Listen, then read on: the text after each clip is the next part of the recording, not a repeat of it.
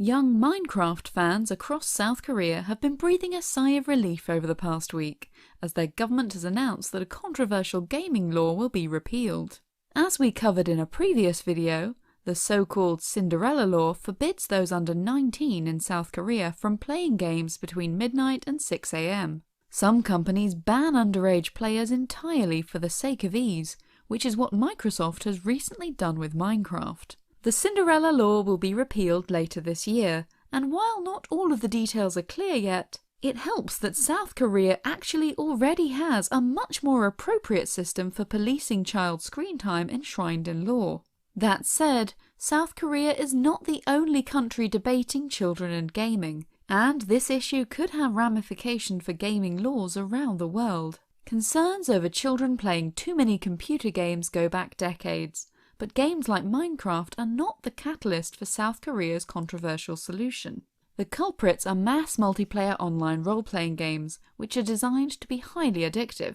These games reward repetitive play, forcing the player to grind for hours in order to progress. There have been cases of teenagers and young adults playing these games in internet cafes to the point of exhaustion and even death. This is absolutely an issue that needs to be addressed, but many parents don't see the difference between this kind of psychological trap and the fact that some children simply enjoy playing a lot of Minecraft because it's fun. Of course, this isn't just an issue in South Korea. A recent opinion piece in the British newspaper The Daily Telegraph claimed that every parent knows that gaming is a dangerous obsession, which is perhaps a bit of an overstatement. While the Cinderella Law is the primary form of policing underage gaming time in South Korea, it's not the only solution. Another law allows parents to set specific playtime hours for their children, which games companies must honour, as only a fraction of parents understand how to make use of it, but it will be the primary means of policing children going forward.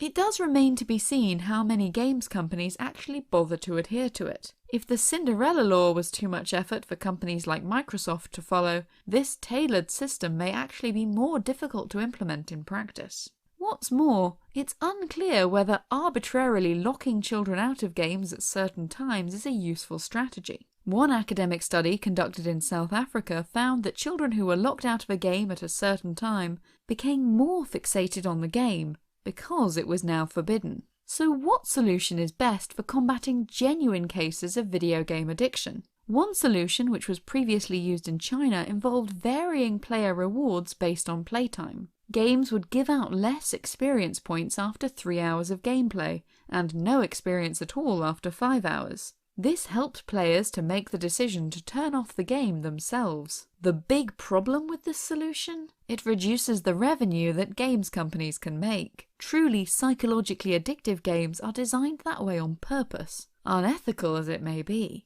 It's a matter for a rigorous academic study to test whether this technique is helpful in the treatment of genuine gaming addiction. However, it stands to reason that it may have little impact on a child who simply enjoys the experience of playing and is reluctant for the fun to be brought to an end. China has now moved away from this strategy in favour of something far more restrictive, legally forbidding all children from having more than 1 hour's gaming time per school day. That, though, is a story for another day, and one which is well worth telling, as the Chinese government's restrictions has wider ramifications for many Western companies, including Ubisoft, Activision Blizzard, and Epic Games.